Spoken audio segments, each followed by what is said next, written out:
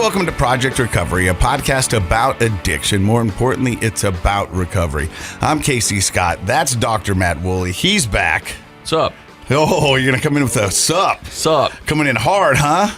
Just trying to talk like the cool kids. Oh, how's that going for you? Not so great. But you know what I do want to say is when you talk to kids and you talk to your clients, I think that the thing that people like about you is your relatability. You don't use these big words where you have to look them up or Google them. Those are hard, and but a lot of syllables. You speak like the average guy. Thank you. Well, I am an average guy. And that's what I love about you. And I love the fact that you'll do this every week with me. We record this podcast on a Thursday. Yep. It drops on Tuesday. Mm-hmm. So when this podcast drops today, which would be Tuesday because you're listening, if that makes sense. Yeah. I've been celebrating my 5-year anniversary of sobriety. All right. Woo! 5 years, man. What's the date? September 3rd. September 3rd, coming up this weekend. Yep. Or last weekend, depending on how you think about it. Yeah. And so it's crazy. And I get a lot of people asking me, is it tough? Is it hard? And the simple answer is yes and no. Yes, it is tough, but it's not as hard as I thought it was going to be. It's because of your attitude. I don't know if that is, but that is true. Here's the thing. I have been tested recently. Have you? And I'm going to go over some of the tests. For the low T? No, because my T's high. We're talking about my testosterone. Yeah. Yeah. I thought you had that fixed. It is fixed. Okay, good. And it's good. Yeah. But I've had some tests, my sobriety and my mental health recently, and they weren't fun ones. Oh. Recently just lost a friend who was in recovery. I didn't know he was, but when I got sober, he came up to me, and this guy had like 30 years of sobriety underneath his belt. Oh, really? Wow. Lost his battle to cancer. Oh, I'm sorry to hear that. His name was Kelly Wheat, and he was an amazing guy. So much in the fact that, I knew of him, and he knew of me, but when I got sober, he would text me every day on my birthday, on my sobriety birthday. Oh. And it's sad because I won't get that text this year. Yeah. Because he passed, and it broke my heart, and it broke my dad's heart, and it was really tough. And it was one of those things that make you just question, everything. And I know I'm doing the right thing because it just feels right, and everything's going well. So that was a pretty big test. The second thing was I DJ'd an elementary school back-to-school night. I did see the pictures on that. And if you've ever wanted your sobriety test, I suggest doing that job. It's a little crazy. You need a sedative afterwards? I'm going to tell you this. 20-something drunks are about the same as 4th and 5th graders. Yeah. You know what I mean? Yeah. They're obnoxious. Yep. Loud. Relentless. Yeah. Lots of crazy energy. Persistent. Yep. And so, I had a blast doing it. I really did. But I was like, holy cow, man, this is a lot coming at me hard. All these young kids. And it was a test. And I joke with that one because I really had a good time. But this one was tough, man. We'll talk about how it, like you say, it's a test of your sobriety. And first of all, I think all of us, most everyone's lost someone to cancer, and we feel empathy for you. That's really hard to lose somebody who was such a good support and a good friend, and obviously a friend of the family. In what way do you think that tested your sobriety? Well, that one, and then this one I'm going to tell you about right now, tested them because I just wanted to escape. Mm-hmm. I just wanted the pain to stop, even if it was just temporary. So here's what happened 2 nights ago. And I've been known, and this has been coming for a long time. My dog, English Bulldog Steve. Oh. He's my ride or die. He's been with me through thick and thin. Yeah. Some of you guys have heard the story about when I went to rehab, I had 3 dogs. My mom took one, my dad took one, and my aunt took Steve, an English Bulldog. When I got out of rehab, I called my mom and I was like, can I get Daisy? And she's like, well, Daisy's really found a home here, and she's best friends with Swiffer, and do you think I could just keep her? And I was like, how do I say no to my mom? She just put me in rehab, and she's been taking care of everything. Yeah, Mom. Yeah, you can have Daisy. And I called my dad. He's got Lily. And I go, hey, Dad, can I get my dog? You mean Lily? My dog? And I was like, oh. Dad was attached. He was like, this dog has saved me. it gives me a purpose, and it that's means good. everything to me. So what do you think the chances I could just keep Lily? I was like, well, same answer. Yeah. Pretty good, Dad. Lily's your dog now. 2 minutes later, the phone rings. It's my Aunt Karen. Hey, when are you going to come get this effing dog? Steve, yeah, I'm done. I go, Aunt Karen, I don't have a license. I'll bring him to you. Well, you have Daisy and you have Lily, really sweet names. Yeah. And then you got Steve. Yeah, the English Bulldog. Yeah. And I guess Steve had 8 her dentures, and she followed Steve around for a week, hoping he'd poop them out. Oh, no, new dentures. There. Come to find a month later, she had hit him and forgot she hit him from Steve. Oh, she found him. Steve got blamed for it. Yeah, Steve got blamed for it. But Steve was my ride or die. And so when I got back from rehab, it was just me in an empty house and Steve. Yeah. And he was my dog. And I knew he was sick and he was having some hip problems. And I've been trying to get him to the vet. And, they just said, hey, Steve's 12. Most English Bulldogs live 8 to 10. Oh. So he hung in there. And I've been dreading it. And if you're a pet owner and you have that option of either putting your dog down or letting them pass on their own, it's a tough one. It's really hard. And most of the time, I think as a pet owner, we hope they'll pass on their own so we don't have to make that tough decision. Mm-hmm. Are we ending their life too short? Because we really don't know, Right. know. And dogs' mentality, the pack mentality, is not to show any ailment, because if they do, they get left and whatever. So they always put their best foot forward. Dogs do. They try. What they do. And so I had to make this decision, and I didn't want to do it. And I realized I was being selfish because I didn't want to make the tough decision, and I didn't want to be without him. Mm-hmm.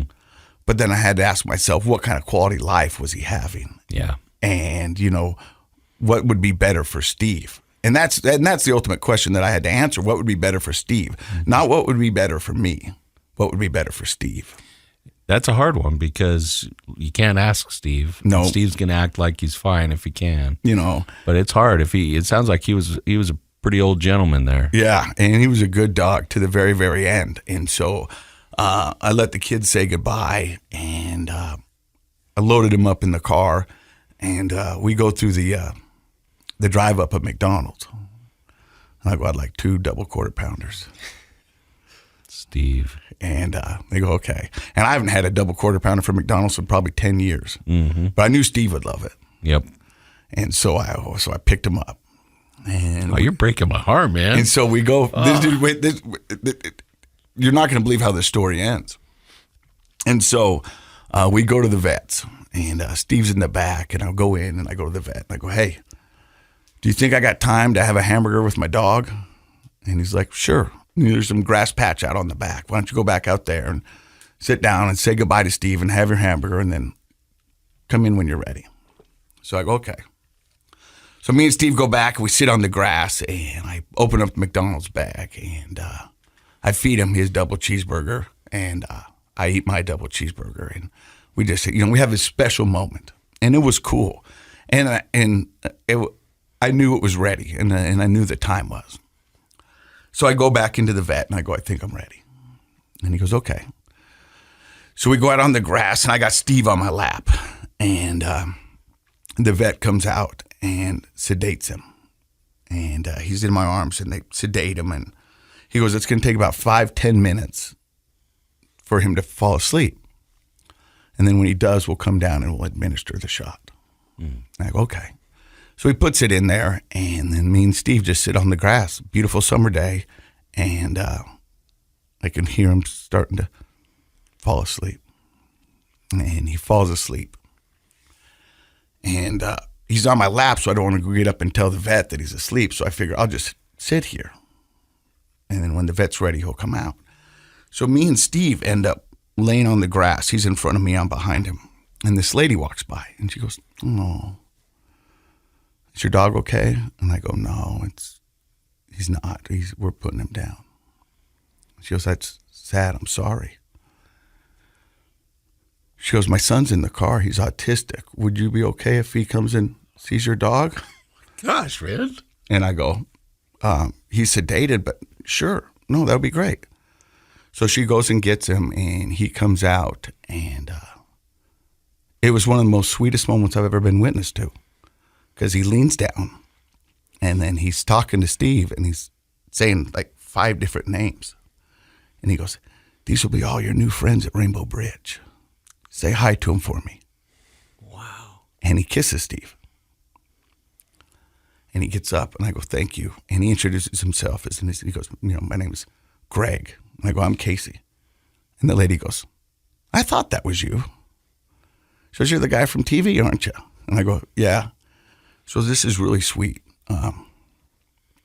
with your dog, Steve. She goes, "Do you mind if I get a picture? I don't think anyone's going to believe I ran into you." Oh my God. And I go, "Yeah, no, not a problem." And so I stand above Steve, me and Greg, and I go, "Do you mind if I keep my sunglasses on? I've been crying." And she goes, "No, that's cool." Wow. Oh my God. So she takes a picture. If I didn't know your life, I would think you're making this all up. Swear to God, right hand to God, takes a picture. And at first I was like, I don't know what to think, but then I was like, you know what? This is my life, and this is Steve, and he would find this funny, and it was a sweet moment. But I was just like, you know what, Steve, you came into the world with a bang, and you're going out with a bang, buddy, man. We did it, Wow. And it was crazy cool, and I'm not mad.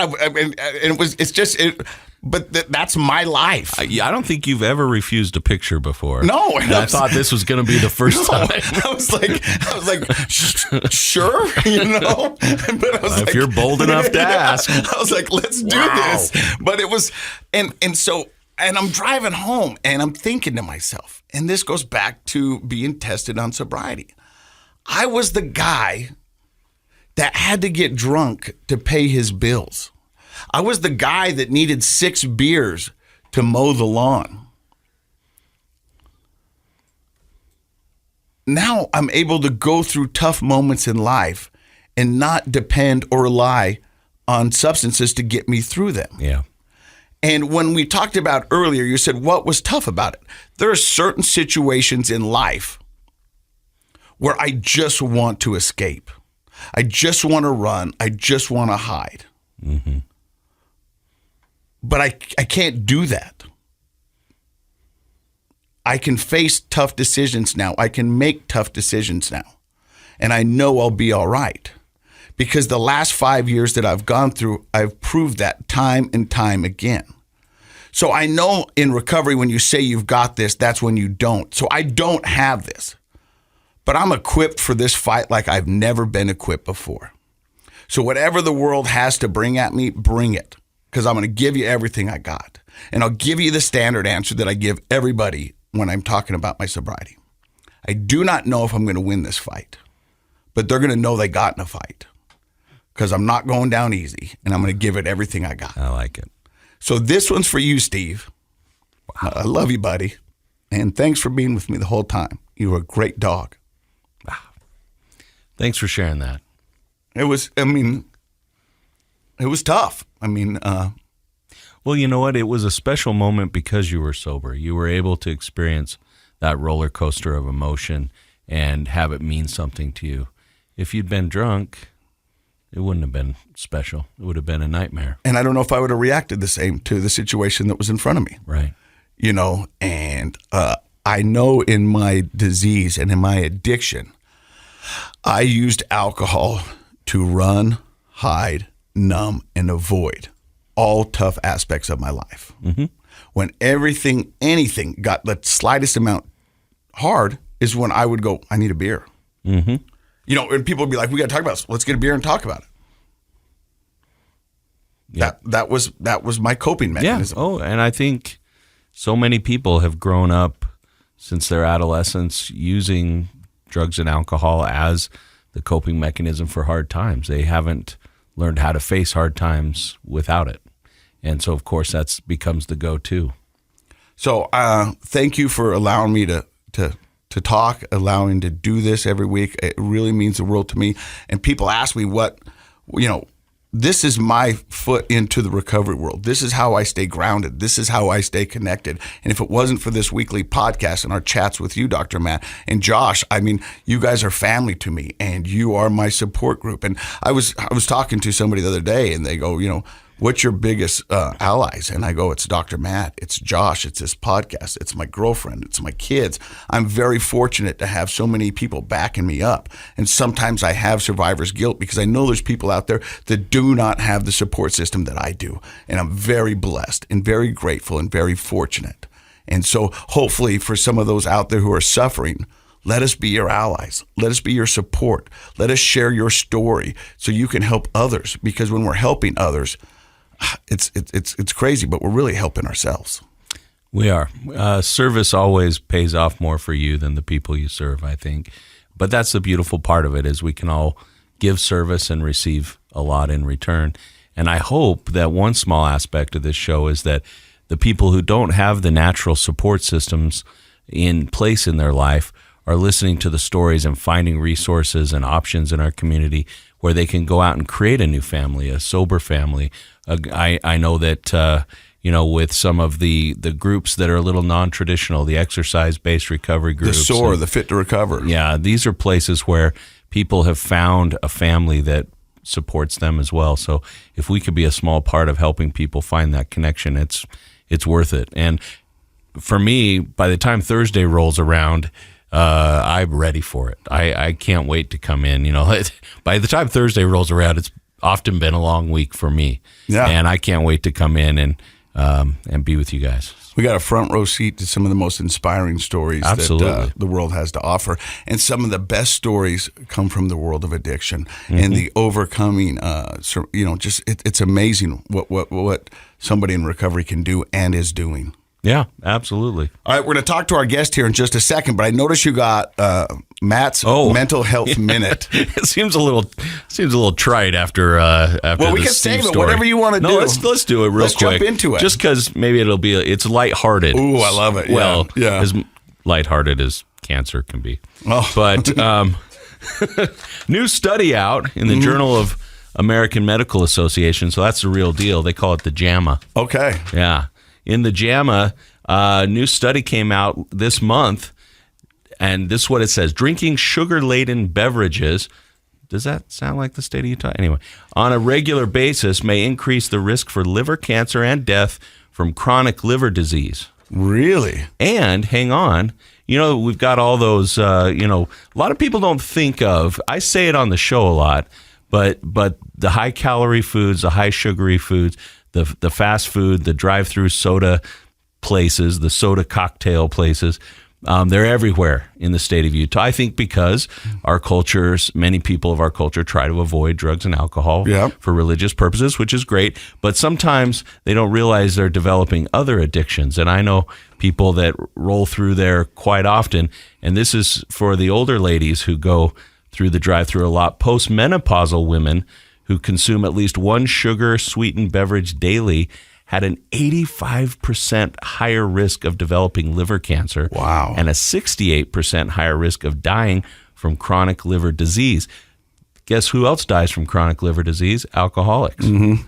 So if you're rolling through and getting your Dr. Peppers and all those different kinds of soda-y drinks, you might want to rethink that. Do you have an addiction? Do you think it could be an addiction? Oh, I think it's 100% addiction. I do. There are longer lines at those soda shops than there are at our liquor stores. Yeah. And, I was at my son's football practice the other night, and I was talking to a lady, and she talks about how she goes through it multiple times a day. Yeah. And I go, that's an addiction. And she goes, is it? And I go, yeah. It's 100% addiction. Caffeine and sugar. Yeah. They're stimulants. Do you feel bad if you can't get it? Do you make it a priority? Yeah. Do you get the headaches? Yeah. Yeah, the caffeine withdrawal. I hate to tell you. So what's the addiction? What's the definition of an addiction? Something that overtakes your life. It overtakes your life. You become dependent on it. And when you don't have it, you have symptoms of withdrawal. And you tell me, anybody listening to the show who goes through the soda drive-thrus every day, try to go 3 days without going through.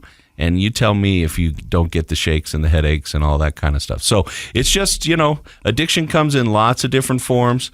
And I think sometimes we don't realize how dangerous something like these sugary drinks can be if you're consuming them every day. All right, I'm going to throw you a curveball before we get to our guest, Matt.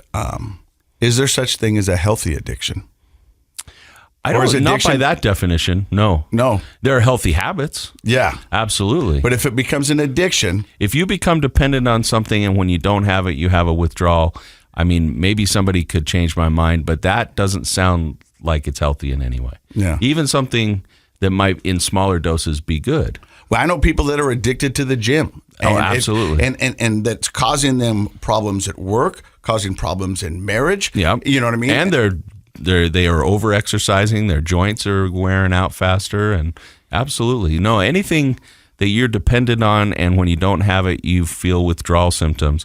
That can be an addiction, absolutely. All right. Our guest today, I've known him for what? Probably 4 or 5 years? Yeah, about 4 years. Right when I got out of rehab and I was working for Pinnacle Recovery, you're working for another recovery center. We were doing the similar jobs, and we go to breakfast once a month and kind of network and see how we could help each other out.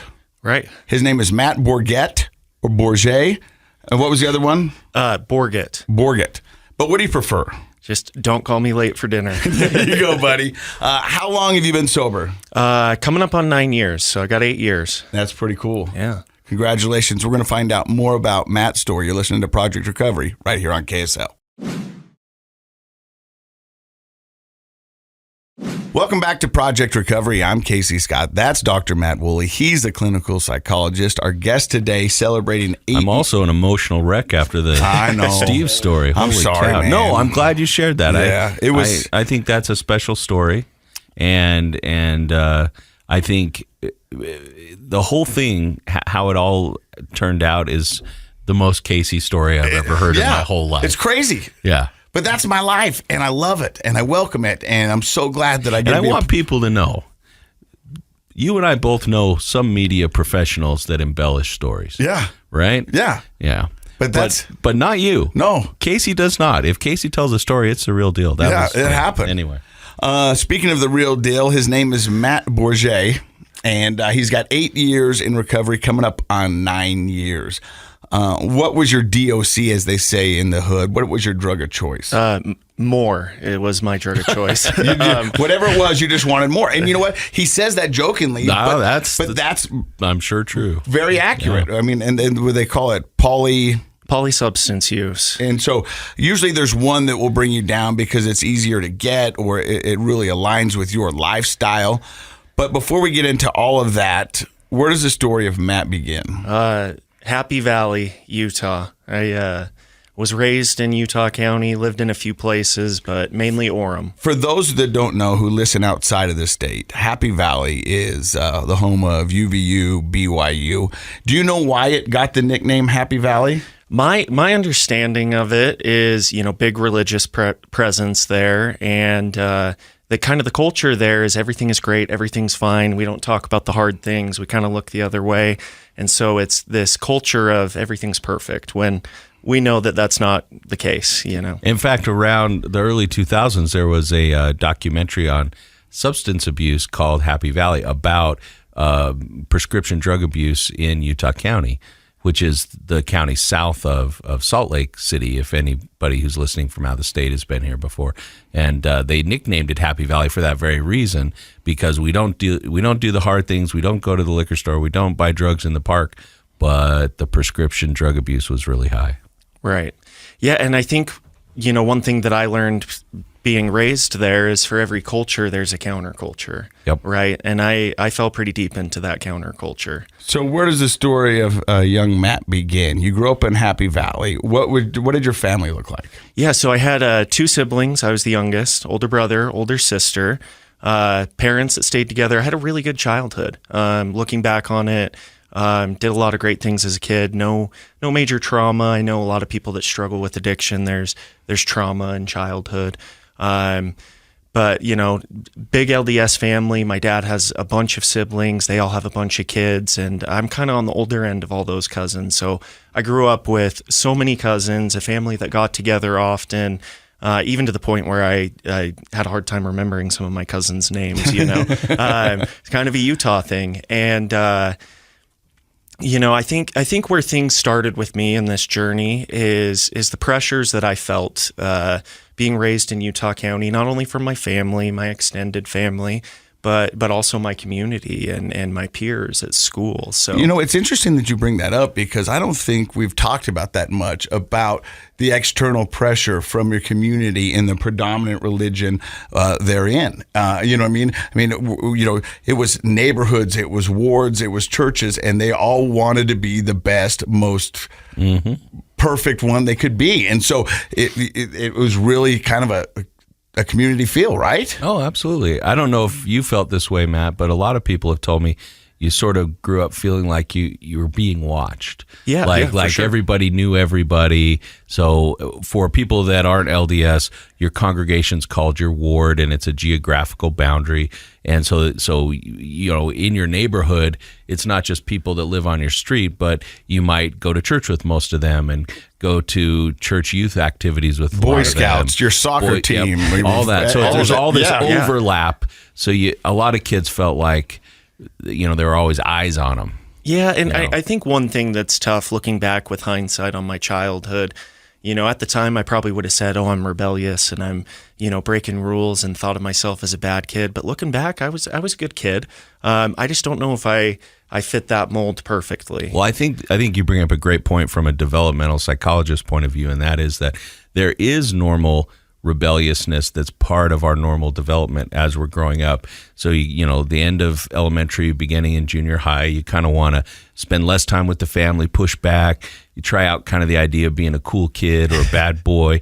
And in hindsight, we look back and we're like, oh, I was just a silly kid. But at the time, you feel kind of like, oh, I'm really pushing the boundaries because, I rode my bike downtown at 10 o'clock or, whatever it is. We doorbell ditch, toilet paper, And, but in a community that frowns upon any negative behavior, it can be treated like it's true rebellion, like it's really something bad. And there were times when my dad would get a phone call from somebody, because I grew up in a small town, where it's like, did you know Matt and his friends were out late, riding their bikes, and they're probably up to no good. And, of course we were, but it was that kind of mischievous stuff, not really bad. Right. So, I think, to put a bow on it, growing up, I kind of felt out of place. The friends that I had growing up, we were a little rebellious. We were punk rockers. We kind of grew up in the tail end of the hardcore straight edge scene. There was quite a scene of that in Provo, and so. Did you take the markers and draw X on your hand? Oh yeah, yeah. And the music was a big part of that. As a kid, I really liked music, playing in bands, skateboarding, snowboarding. But all my friends, they didn't do drugs. This music we were listening to was very against it. And that was a straight edge scene. Yes. Yeah, for those who don't know, straight edge was a movement, and it probably still is, where it's anti-drugs, it's anti-alcohol, it's, you know what I mean? Yeah, it's the Minor Threat, the Fugazi. Minor Threat, Fugazi, Ian McKay. Oh, look at Dr. Matt. You know it. Oh my gosh. Some of us might have listened to that. I got to pick up those names also. you're dropping, bud. Yes. Oh, yeah, wow. Whatever. So, there was a couple times in junior high that I smoked pot and I drank alcohol, but it was secret from my friends. It was outside of my friend group. And I remember, like, I'm not going to do that again because my friends would kill me if they knew. So I kind of got introduced and was like, not for me. But then by my junior year, I had dated the same girl throughout high school, and we broke up, and I was hanging with some older kids, and and they were smoking pot. So I'm like, I'm going to give it a try. And my experience was a lot different. I enjoyed it. And, I don't think it was a problem at that point. It was very innocent, was having fun with friends. But I started to, and I'm sure you hear this all the time, I started to experience community from that, and I guess you can say that's where things started, because it's like I didn't fit into this community that I grew up with, but now I'm fitting in with my peers. Did you always have a curiosity about it? Because what you're telling me is, as a younger kid, your family didn't use drugs or alcohol; they weren't into that, and even your straight edge friends, they weren't into it; they were actually against it. So, but you went and found it. So Correct. Was there kind of a natural interest? For sure. With my love for music, I'd look at people like Kurt Cobain and Janis Joplin and you know, Any one of the Stones. Any all one of of the them who died Stones, early, yes. yeah. And you know, I kind of saw these tortured souls that played this amazing music and had these great lifestyles and were addicted to drugs, and there was kind of an appeal there, you know, or a curiosity, as you said, like totally. I was pretty cautious going into it. I did tell my parents that I drank the one time. It was at a show my band was playing that was right across from a liquor store. An older guy bought a bottle, and but I really wasn't interested in that time. And so you find a community of some people after a heartbreak smoking some weed. Yeah. And do you feel like you're more attracted to the marijuana or the community surrounding it? I'm glad you asked that. Probably the community, honestly. And I was pretty cautious with other stuff, you know. One thing that I think is really important to let people know, and what I wish I would have known early on, is I was doing innocent things at the start. I was smoking a little pot, taking mushrooms with my friends, or taking a little LSD, and I would do that and go, hey, you know, nothing bad happened. You know, I didn't try and fly off the roof of my house. I didn't, you know, wreck my car. I think it's interesting you say that, because when parents talk to their kids and they tell them about drugs and alcohol, they paint a picture such that if you do this, you're instantaneously going to be addicted and your life's going to fall apart and all this other stuff. Reefer madness. Yes. Reefer madness. And so when you do it the first time and you go, wait a minute, that wasn't bad. It was actually fun. And I didn't hurt anybody. And so what's so wrong with this? Right. And that kind of segued into experimenting with more drugs, having kind of the same experience, and being extremely naive when I got introduced to hard drugs. Because I'm like, you know, just to be clear, acid is a hard drug. Okay, yeah. You know what I mean? Yeah, true. You know what I mean? On the hierarchy of drugs, I think acid's pretty high up there. Yeah, but I think I mean more from like a addiction potential or dependence potential. It's, you know, I never took LSD and woke up the next morning and go, I want to do that again right now.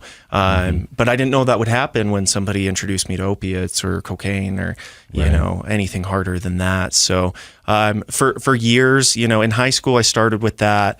Out of high school, really, really got fond of selling marijuana and that lifestyle, and felt like I was pretty good at it. Money, right? Yeah. So, you know, by the time I got out of high school, it was all about psychedelics. I wanted to try every psychedelic I could, and, you know, doing research, chemicals, you name it. I was fascinated by it. And my life was okay at that point. I mean, if you asked me. I was selling marijuana, making good money doing it, living in a nice house, had tons of friends. I was going to ask, you know, what happened? You said your junior year, you sort of started off into this group of other friends that used. What happened to your relationships with the straight edge friends? Those dwindled, you know, and so did my hobbies, honestly. I mentioned I liked, you know, skateboarding and snowboarding and playing in bands. That all went out the window. Because I think what I got from those things, I was now getting from drugs or my friends. It became more of a priority. Yeah. And so after high school, doing all of this, you know, my life was perfect. If you would have asked me, I've got money, I've got drugs, I've got friends. And then I believe it was in 2009, I had Utah Major Crimes kick in my door. I woke up that morning, had a bowl of cereal, watching some SpongeBob, and you know, and it's a good day so far. Yeah, for sure. And then you know, a bunch of people in SWAT gear and rifles come into my house, and what I had found out is one of the people that I was selling to had gotten into some trouble, had become a confidential informant, and I had sold marijuana to the government a few times. They don't like that. No. And so, and I guess it's important to say around that time, I had so much money, I didn't know what to do with it. You know, I was 19, making really good money. What is really good money? You know, well, for a 19-year-old, I should say. I mean, you know, I'd say I'd probably be making $10,000 a month at least. Wow. That's pretty good. Yeah. Yeah. I mean, I'm 49. That's really good. And I remember talking to, you know, the guy that was selling me marijuana, like, I don't know what to do with this money. And he said, come over tomorrow. I want to show you something. So I go over to his house the next day. Did you buy a tiger? Oh, I wish I would have. Be a lot more interesting if that's how this story went. I go over to his house the next day, and he's got these little blue pills that say 80 on one side and OC on the other. And, he breathes on them, wipes off the stuff, throws it down on some tin foil, and he shows me how to smoke Oxycontin. At that point in my life, I had tried pain pills. I enjoyed them, but it wasn't something that I was actively seeking. When they'd come around, great. Had you always just swallowed them previously? Yes. Yep. Okay. Yeah. Maybe snorted them a few times, but and I honestly think in that moment, my life changed forever. That was the moment I believe I became an addict. That was the moment that I said to myself, I need to chase this feeling for the rest of my life. And from that day, that's all I found out where to spend that money, How easy was it to make that leap into this guy going, hey, let me show you about smoking this? Did you have any red flags, any reservations? Did you be like, hey, maybe I shouldn't? No, it was kind of like everything else. It was like, oh, I tried this drug and it wasn't so bad. Well, it sounds like you were a really curious-minded person who was just wanting to experiment with whatever. I mean, you were in bands, you were skateboarding, you were snowboarding, and then you said, like with the drugs, you were researching. Yes. Like a lot of people don't think to do the research. I think that's an interesting part of your personality structure, is that you wanted to know hows and whys and ins and outs and all that stuff. I found out.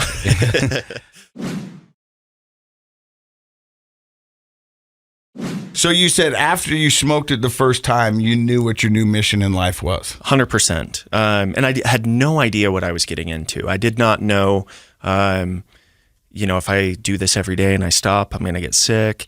And the first time that I stopped was when I got raided by Utah Major Crimes and went to Utah County Jail. It was the first time I completely detoxed. I wasn't there for very long. But when I got out, I went back to my parents' house. These friends that I had all disappeared. That's weird. Yeah, it's. I think they liked the drugs I was selling more than they liked me, and they liked my house where we could party more than they liked me. And so it was a pretty big wake up call for me. So when you go move in back with your parents, do they sit you down? And I mean, what are they thinking? I mean, with hindsight, my poor parents, I don't think they had any idea how to handle things like this. I don't think this is something that they saw growing up.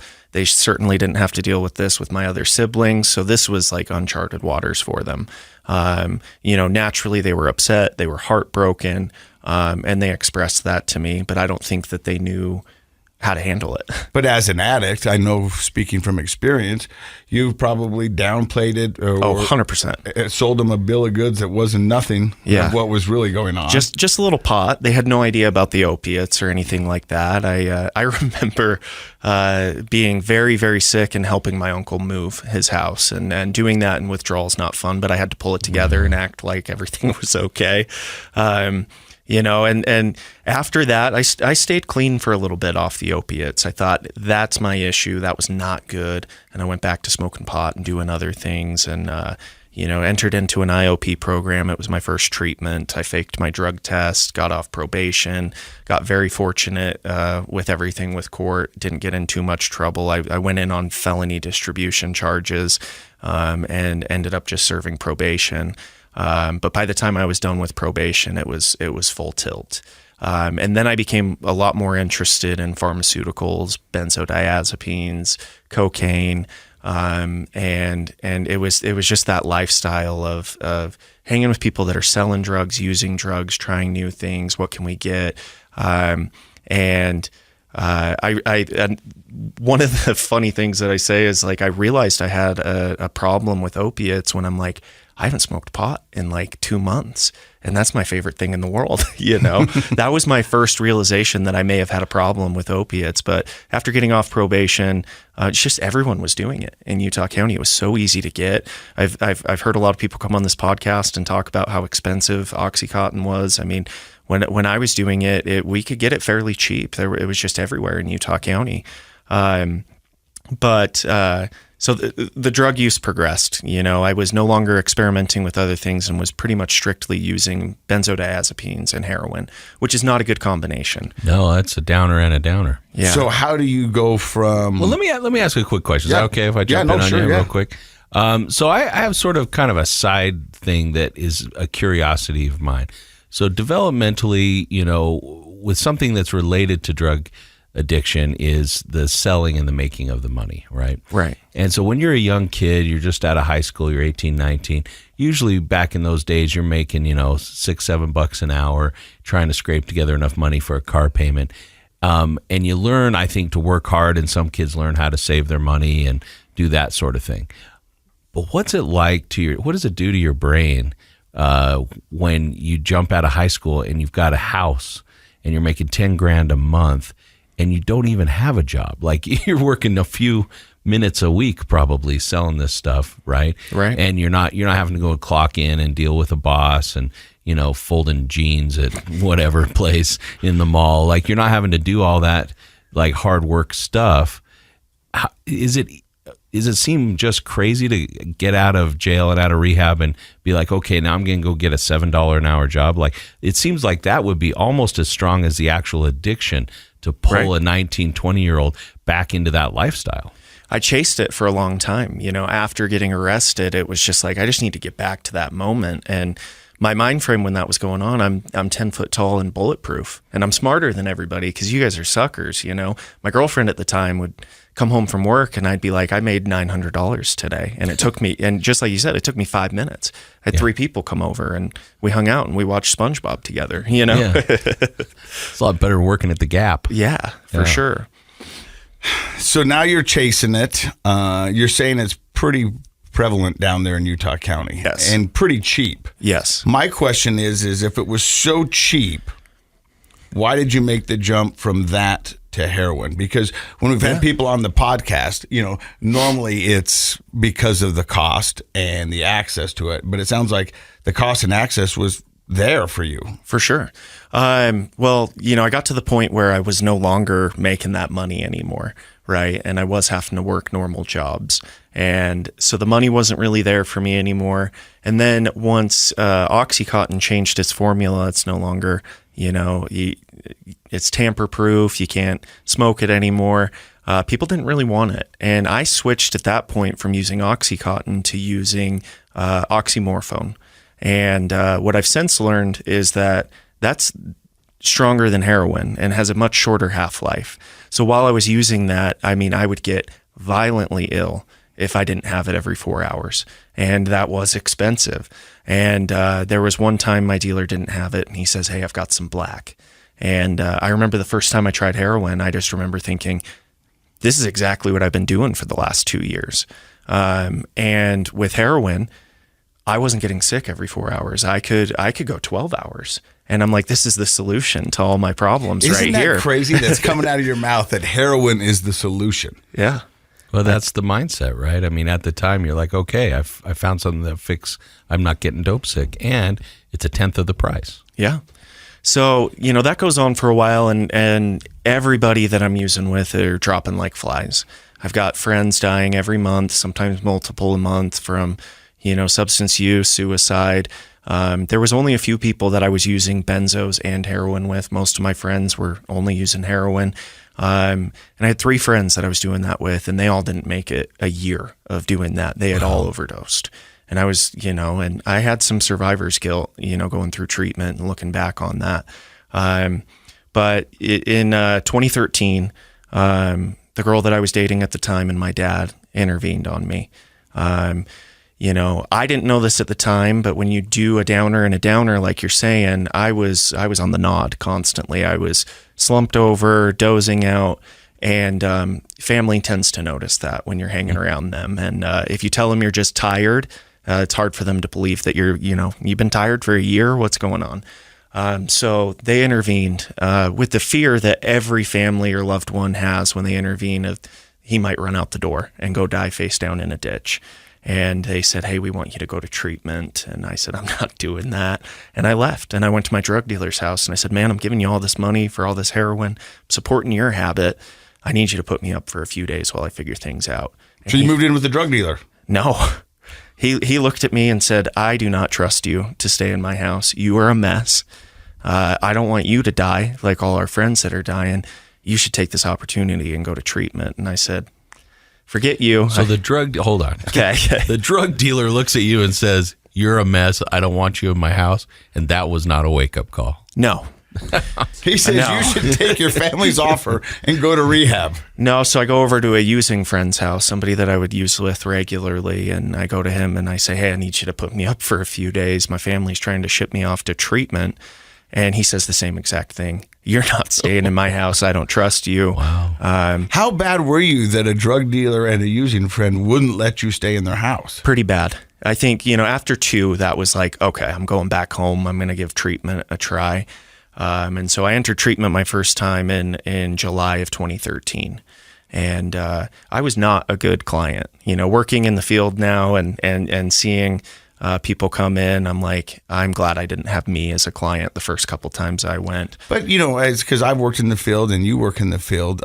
You didn't go for the right reasons. Not at all. You went because it was your only option. You were just been told by a using friend and a drug dealer that you were too much of a mess to stay in their house. Yeah. So this was just your only option. Yes. So one thing that I sometimes forget and leave out of my story is that I'd gotten engaged probably 2 months before this to a girl that I had started dating right when I started using opiates and was selling drugs. And so my attitude in that relationship that I was entirely checked out for was that she knew what she was getting into. Mm-hmm. I was selling drugs. I was using drugs when we started dating. And my wedding date was set for my discharge date from my first treatment center. And looking back on that, it's just bananas. Did you get married on that day? I did. They let me graduate treatment 2 days early so I could go get married. Had the same attitude as before of like, hey, opiates are my problem.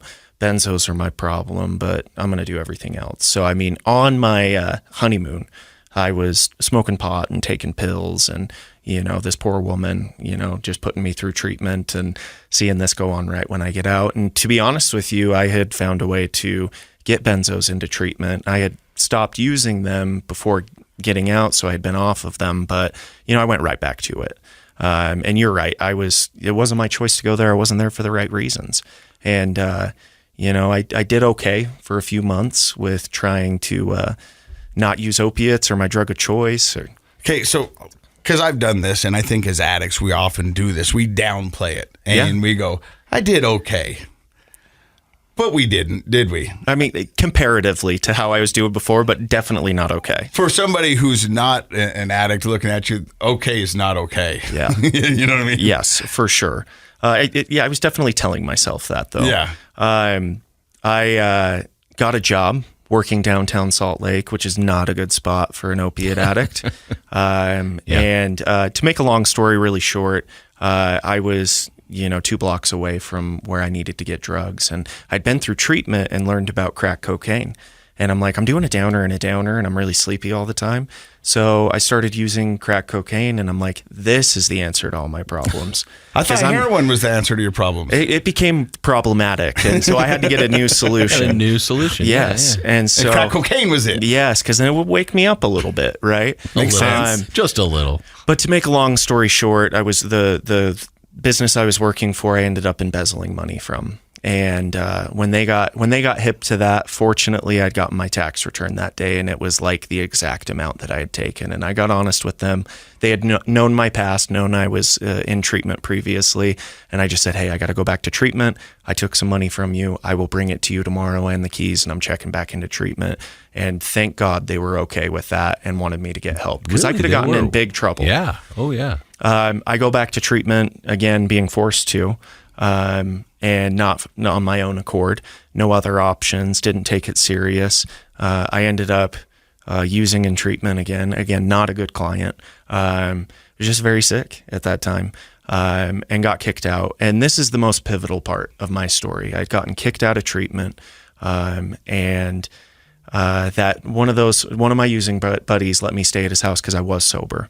And I had reached out to my parents, and I had a very crucial conversation with my parents. And I don't remember if it was my mom or my dad, but I remember them finally having boundaries, and they had started to learn how to deal with this through my treatment stays and through doing therapy and doing their own work.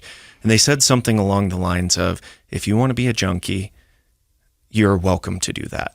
You go figure it out. You go figure out how to be a successful junkie we don't want any part of it. We're not going to give you money. You can't stay at our house. We don't want to have a relationship with you, but you are welcome to go figure that out. And the flip side was, if you want to stay sober and work towards a life in sobriety, there's nothing we won't do to support you. And how hard do you think that was for your parents to set that boundary? I'm glad you asked. I talked to my mom last night and was kind of talking about these things with her. And she said it's one of the hardest things she's ever had to do. And it was terrifying, because you essentially got two options. Something bad's going to happen, or they might get the help that they need. But if you do nothing, something bad's going to happen. I don't know the statistic, but I've heard the majority of people that die from substance use, it's at home with their enabler. You think about that, how profound that statement is. Yeah. If you do nothing, something bad is going to happen. For sure. And you know how many people's recovery plan is do nothing? Because they don't have a plan, you know what I mean? And They don't know where to go and they don't know what to do. So they just keep doing what they're going to do it. And eventually, you're right, something bad is going to happen. So things shifted for me there with my parents having those boundaries. I realized I can't do this on my own without an enabler. It's not going to work. So I'm like, I don't have any options. Luckily, I was young enough. I was on my parents' insurance. I said, hey, if I go to a detox center, and they said, go for it. And while I was in detox, like, hey, I think I need treatment. And they're like, okay. And they found a place in Network, New Roads down in Provo. Happy Valley. Yeah, Happy Valley. It was a great thing for me to get sober in my stomping grounds. At any point, I'm like driving past this dude's house and this place, and I had to constantly make that decision of, I'm staying in treatment. I'm not getting out of here. I'm not making the same mistakes as before.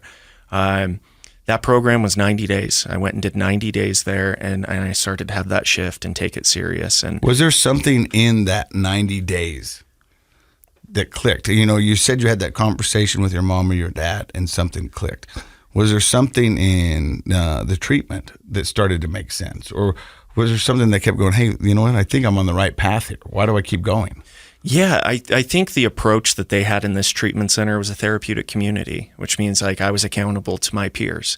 And that kind of shifted how I was viewing things. The other thing too is I was constantly reminded, if you don't want to be here, we're welcome to show you where the front door is, and there's somebody out there that needs your bed. So if you don't want to take this serious, and so I was constantly getting checked and reminded, I need to stay here. I need to be here. It shifted my perception into something that I wanted rather than something I was being told I needed to do. I think that's so important, because me being an addict and other people out there, that so many people think of treatment as a punishment. Right. When in all actuality, it's a reward. It's a gift. I mean, it really is a gift. You know what I mean? But when you get that mindset switch where the two prior times you'd went, it was a punishment and it was your last resort. This third time, it's a gift. Right. Somebody's given you a chance to leave that behind and start a new life and figure out how to navigate these waters without the use of substance. Right. So I ended up doing 120 days there at this 90-day program. I was pretty scared to leave. And a lot of the staff that worked there were 12-step people. I got curious about it, started asking questions. The treatment center took us to meetings and seeing people pick up these chips. I'm like just scratching my head going, how do they do this? This is crazy. So I started to get very curious about it.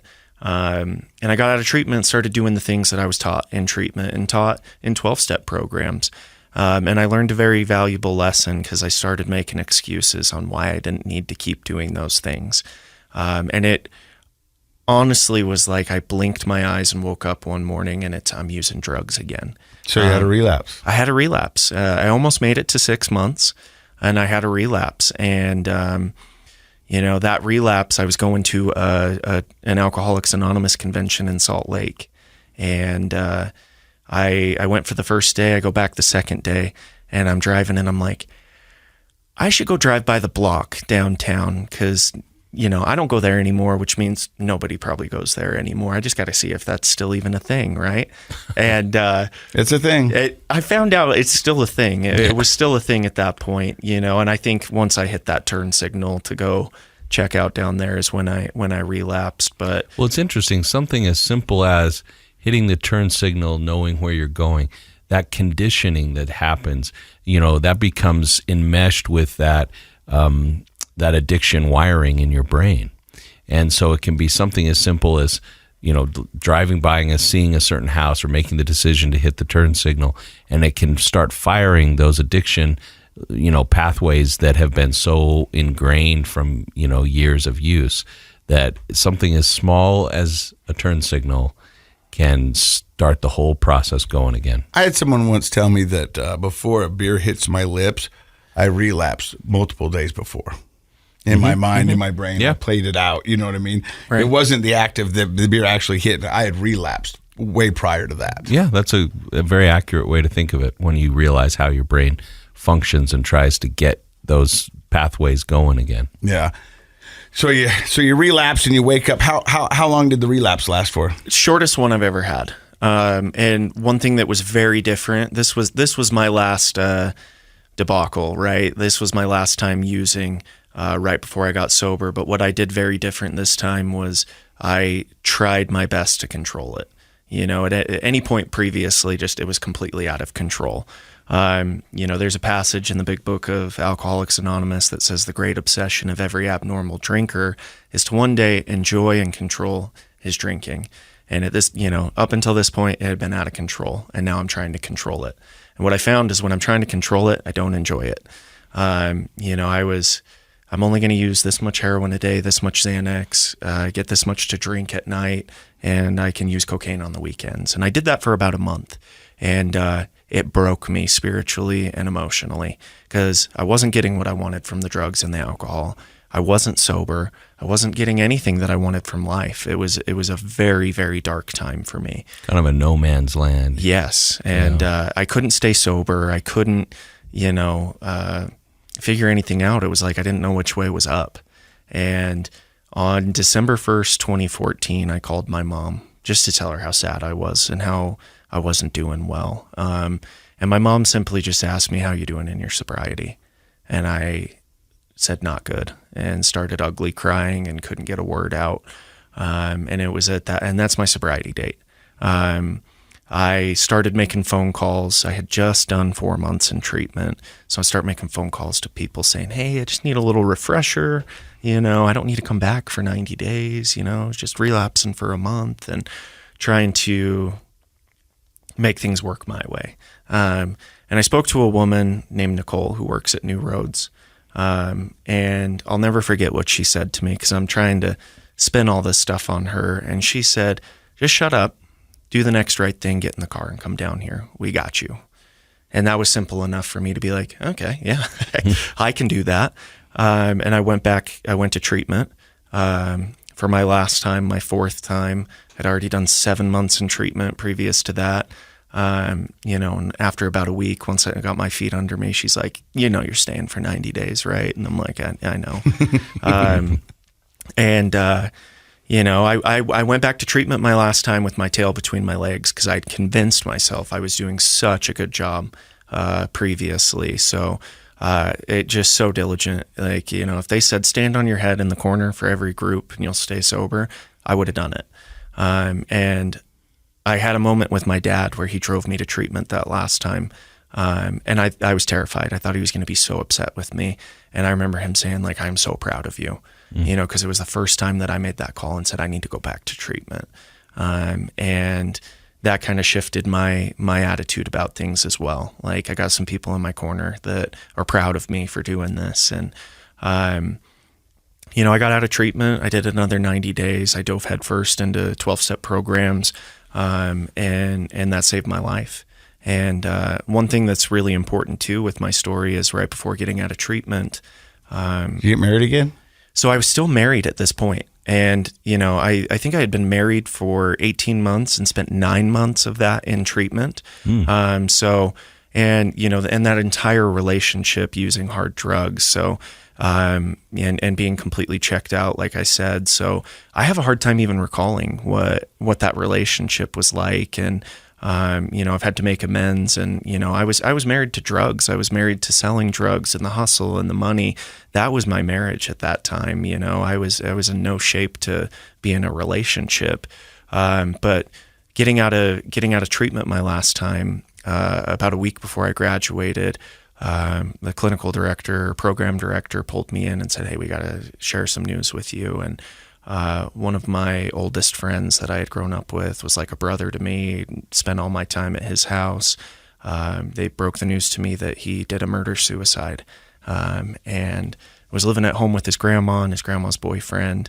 Apparently he was abusive, and my friend struggled with some mental health stuff, and he handled things the best way that I think he knew how to, and it was a horrible thing. And what I found was, I'd mentioned previously that I had tons of friends pass away when I was using drugs.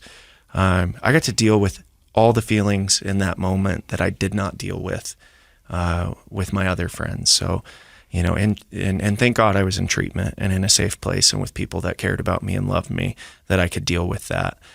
So that was super heavy right before leaving treatment my last time. And when I got out of treatment, I found out pretty quick that my wife was not being faithful to me. And, at this point, with hindsight, I don't blame her. I cheated on her my entire relationship with her, but my mistress was heroin. And so those two things happening so quickly, and, I'm 90 days sober. I had this pivotal moment where I remembered thinking, like, what do I do about this? How do I not feel the way I'm feeling right now? Do I get high? What do I do? And I picked up the phone and I called somebody and just simply said, life's hard right now and I don't like how I'm feeling. I remember calling my sponsor and saying, what do I do? And he said, well, go to a meeting in the morning and show up 20 minutes early and clean the place, make coffee, say hey to people when they show up. After the meeting, ask someone if they need a ride home. Go to the next meeting after that. Go to the next meeting after that, do all of that, and then call me. And I do all those things, and I call him. He says, awesome, man, that's great, you did all that. How much time did you spend thinking about yourself? And I'm like, none. He's like, cool, do the same thing tomorrow. And after doing that for a while, in a couple of weeks, I was feeling okay. And, it's the power of the program and the 12 steps and the community there, the same community that I was looking for when I was young and fallen into drug use is what I found in these rooms with these people. And, I started working in the treatment industry shortly after. I'm like, I want to be like the people that helped me when I was in treatment. And I just started as a graveyard tech, and I have tried my best to continue to do the next right thing, to shut up and do the next right thing, like Nicole said. And time flies, man. Congrats on 5 years. Yeah, that's awesome. I was going to say, you now 8 years past. What does life look like for you now, Matt?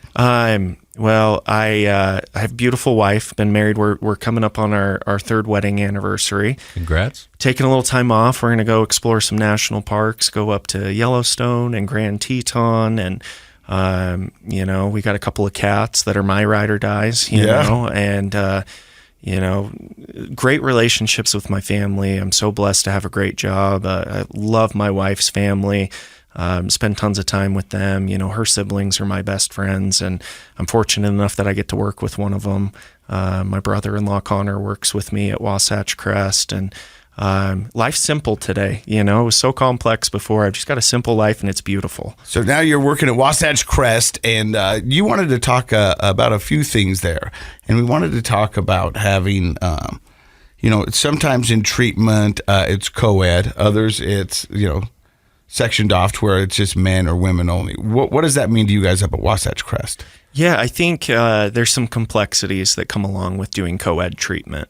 And people in early recovery are getting their feelings back, and and it's very easy to distract with anything, right? And oftentimes people want to distract with a relationship. Mm-hmm.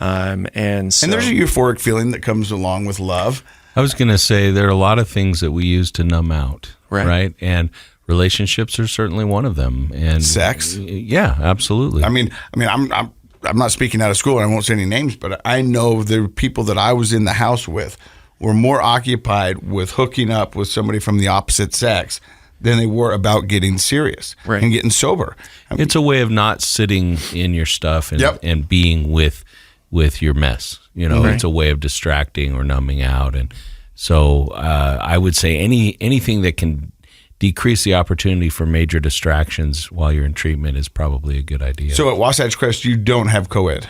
Correct. We recently just opened a new facility in Park City. We got 16 beds there, and with that new facility opening, we decided to go gender specific for residential treatment. So we're still co-ed for outpatient treatment. And so we have our women in Park City, our men are in Heber. And, to kind of speak to my experience with gender-specific treatment, when I went to New Roads, the first time they said, hey, we just made the split. The guys and the girls are not together. And the experience that I had with only being with men in treatment is there was a huge sense of camaraderie and brotherhood, where some guys might be jerks and trying to show out for the girls and belittle some of the other guys. There was none of that. It was a band of brothers, and that's a beautiful thing in recovery. So that's what we're trying to replicate at Wasatch Crest, just to limit the distractions and help people, be there for each other and break down those walls and be vulnerable, right? And sometimes that can be complicated with the opposite sex there. Oh, yeah. I mean, life's complicated with the opposite sex. Yeah, for sure. For me anyways. Well, that's awesome. I am so pleased that you're doing well. I'm so glad to reconnect with you. I think it's awesome. I listened to your story, and you look so mild-mannered, but to hear your story, it seems like it doesn't match his you've look. been through some stuff. Yeah. That reminds me, I had the first time checking into detox, I had a doctor say, you're here for heroin? You don't look like a heroin addict. So my response to him was like, well, you don't look like a doctor. So, I've heard it before. And then he was like, oh, yeah, you are. So if people want more information about Wasatch Crest and the gifts that you offer up there. Yeah. They can find us online at wasatchcresttreatment.com. And then our number to speak to our admissions team is 800-385-3507. Now, we've often talked about the people who listen to this podcast, and for the most part, we think it's people that are active in recovery or loved ones of people battling addiction right now. It's smart for somebody who's got a loved one that's battling addiction to call ahead of time and just find out a little bit about what you guys have to offer, right? Yeah, for sure. I mean, it's not committal. You can call for information, and oftentimes we may not be the best fit, or you may not be the best fit for us, or we may not be the best fit for you. Our goal is to help people find treatment and find recovery. And I've talked to tons of people where it's like, you may not need treatment. Maybe you need to go meet with a therapist, find a place that can do drug testing. And so the options are endless. And it's not just, I'm calling this treatment center and they're going to put me in a vice grip and say, I have to come here. I think a lot of people think that. And my experience has been the opposite. It's been what you're saying, that if you call for a loved one, or if you call for yourself, they're going to do a real assessment because they want you to be successful and they want to be successful in what they offer. And different places have different programs and milieus, and most people are surprised when they say, they told me I wasn't a good fit for them, but they gave me these places to call. And I think that's humanity. That's not about business. That's about taking care of people. I love that. Yeah. Well, I think Matt said it best when he said doing nothing is not a good option. Yeah, right. You know what I mean? And I think I'm hoping that some people listening use his advice on their loved ones and they just say, shut up and do the next right thing. Amen. I love that advice. Amen. Hey, thank you for stopping by and listening to another episode of Project Recovery. If it wasn't for guests like Matt, who is willing to share his story, we wouldn't be able to do what we do weekly. And for that, we say thank you to Matt. Thank you to you guys listening. And Dr. Matt, thank you.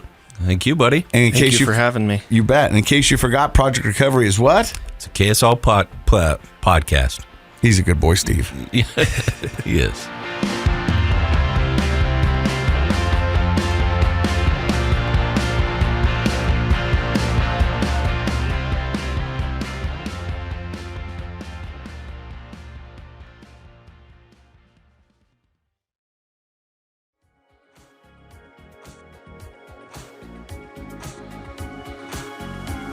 The contents of this program are for informational purposes only. The program is not intended to be a substitute for professional medical advice, diagnosis, or treatment. Always seek the advice of your physician, licensed therapist, or other qualified health provider with any questions you may have regarding a medical condition. Never disregard professional medical advice or delay in seeking it because of something you've heard on this program.